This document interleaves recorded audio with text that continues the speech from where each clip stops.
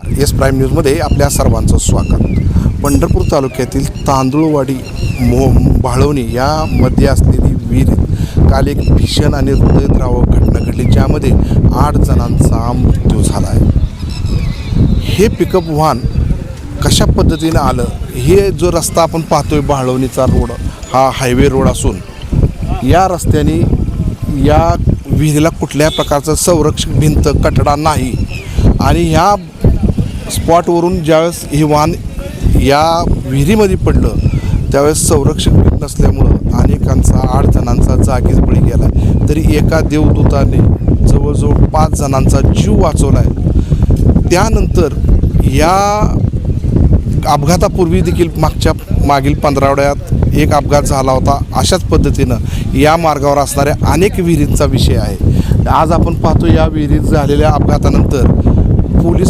प्रशासन आणि संबंधित खाते विभागाचे लोक पंचनामा करताना आपण पाहतोय। पंचनामा करत आहेत, मात्र पुढील परिस्थिती काय असू शकते याचा विचार करणं गरजेचं आहे। खरं तर या मार्गावर अनेक विहिरी या रस्त्यालगत आहेत, मात्र संबंधित रस्ते विभाग असेल, बांधकाम विभाग असेल, या लोकांनी आपल्या भ्रष्ट विचाराने, भ्रष्ट पद्धतीने पैसे खाऊन या मार्गावरील विहिरीचे संरक्षक कठडे बांधले नाहीत, मात्र पैसे उचलल्याच्या अनेक घटना आपण ऐकून आहोत। त्यामुळं या रस्त्यावर असणाऱ्या विहिरीत आणि घडलेल्या अपघातामध्ये खरं तर याच प्रशासकीय अधिकार आणि ठेकेदारावर गुन्हे दाखल करण्याची काळाची गरज आहे। जर हे कठडे असले असते तर आज हा अपघात झाला नसता आणि या अपघातामध्ये अनेकांचा जीव गेला नसता।